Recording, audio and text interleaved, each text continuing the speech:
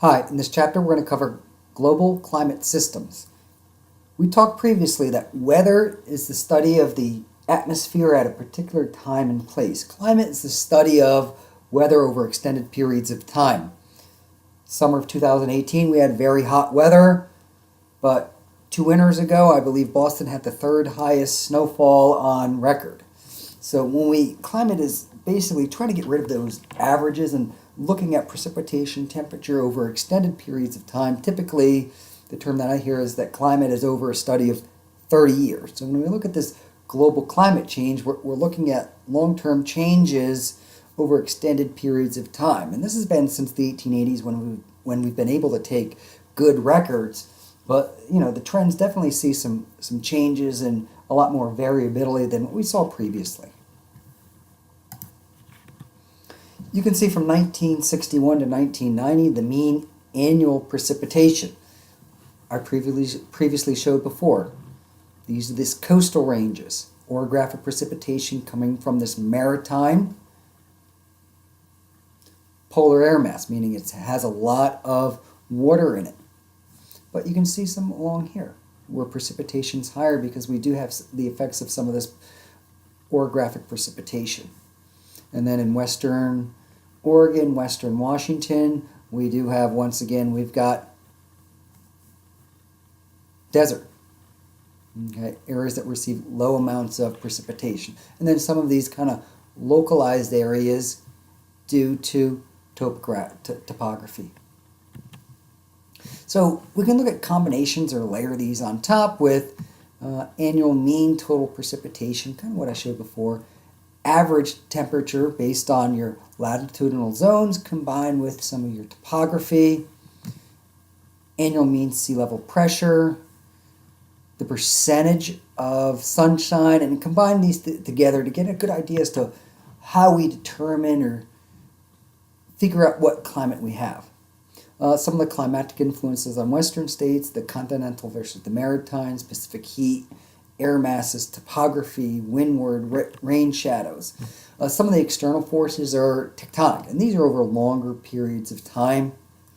Whether it's volcanoes or impacts or the movement of continents, uplift, what we call isostasy, the Earth orbital strength of the sun, but these are very, very long-term changes.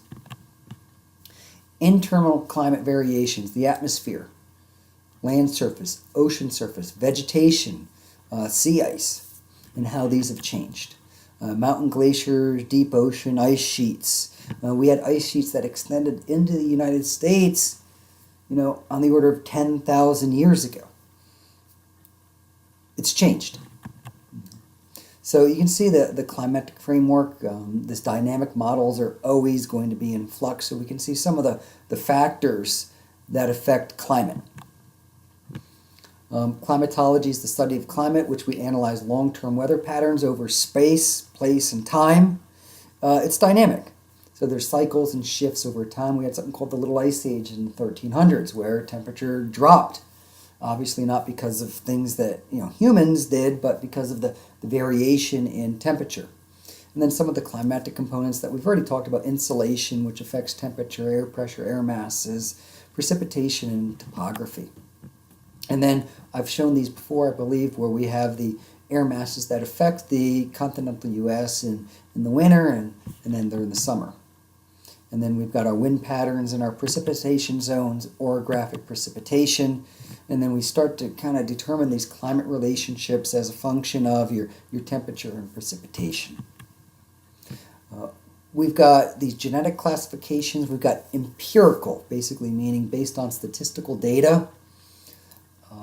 Genetic factors based on the interaction of air masses. And then we have something called the Köppen system, which looks at average monthly temperatures, precipitation, total annual precipitation. We're going to look at some data. If you haven't figured out by now, I like looking at data and maps. But when we look at a map of this Köppen classification, you can see these classifications. We've got CF. Up here in Virginia, we're probably CFA. Humid, subtropical, without dry season, hot summers. That would be good to describe our neck of the woods here. But we've got DFA as we move a little bit further north. humid humid continental with hot summers, microthermal, mesothermal. Microthermal meaning we're getting into less sun here. And like I mentioned before, in 2017, 2018, I was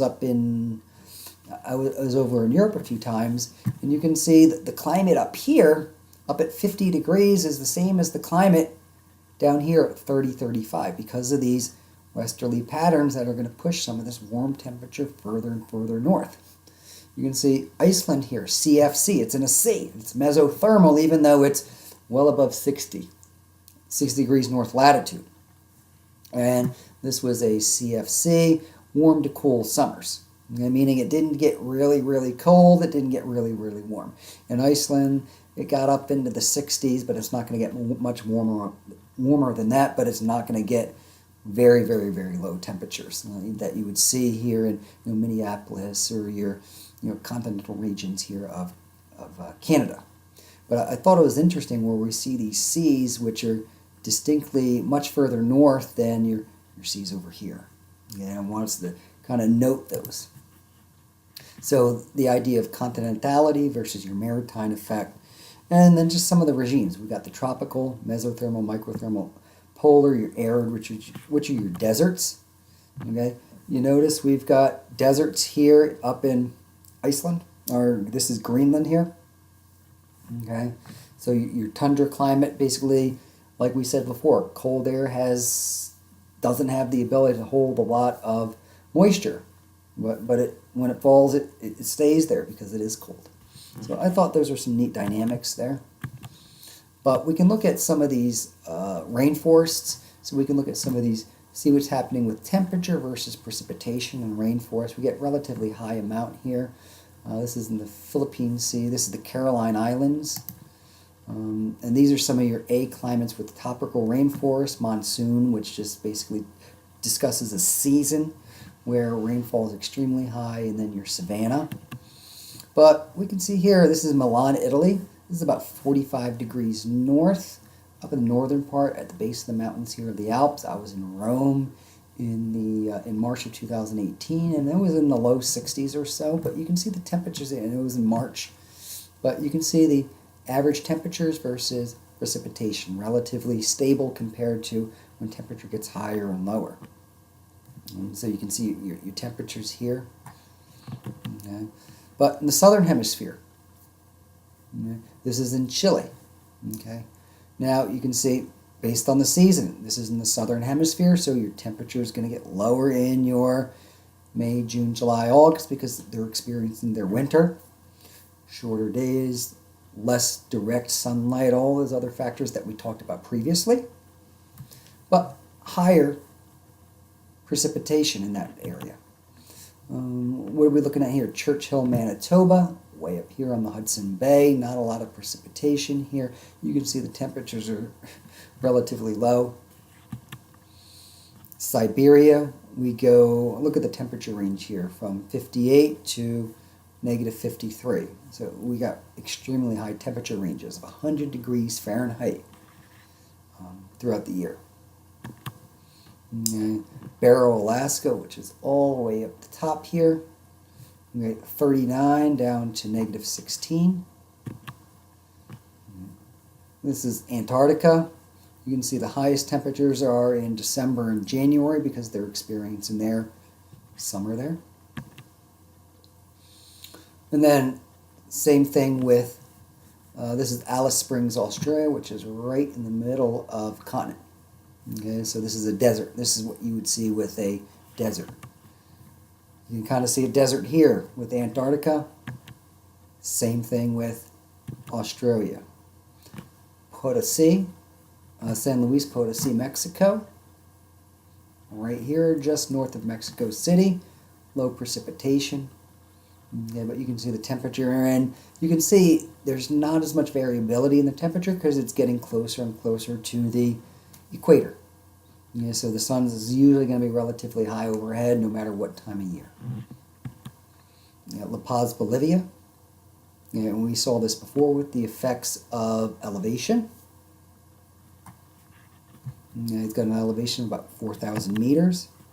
And then here's just some examples here. I'm looking at Washington State. I thought this was kind of interesting. Look at the precipitation here. Yeah, look at the precipitation here, how high it is compared to the temperature. But as you move further across here, as we go to Seattle, Tacoma, less precipitation versus right here in the Olympic rainforest, versus Ellensburg, which is on the other side of your rain shadow, on your leeward side of the Cascade Mountains, versus Spokane, Washington.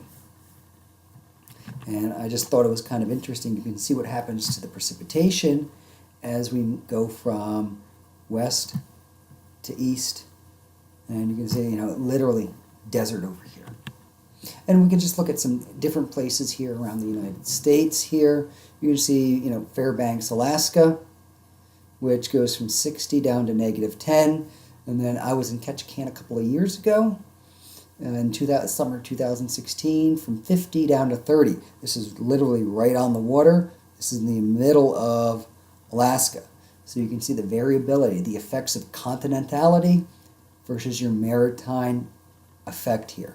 Okay, when we talk about temperature ranges, the difference between the highest and the lowest. Not a lot of temperature range right here. A lot of temperature range here, not a lot here. But you can see some of these places that are near oceans, okay, a lot more temperature range than others. Okay, and I just wanted to point this one out because I thought it was interesting. So we've got these different climate models, consequences of global warming, global climate change, polar ice sheets. They're melting as the temperature rises, so essentially we're inserting more fresh water into the system, which is largely saline. So some of the coastal impacts, you go down to the beach in Georgia, Florida, North Carolina, Virginia Beach, it's literally feet above sea level. So imagine what would happen if we had a 10-foot rise in sea level. It would be astronomical. So this would just be a 5-meter rise in sea level in New Jersey, Pennsylvania, Washington, Baltimore, all the areas that now exist that would be underwater just from a 5-meter rise, 17 feet. And then this would be 50-meter, 170-foot rise. Literally, Baltimore and Washington would literally be, waterfront property. Okay, goodbye to southern New Jersey. So I thought these were really interesting.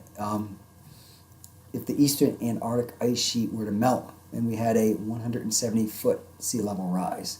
So you can see the fickle relationship between these. If this temperature goes from 31 to 33, we go from ice to water, and we insert all of this water into this system that previously didn't have it.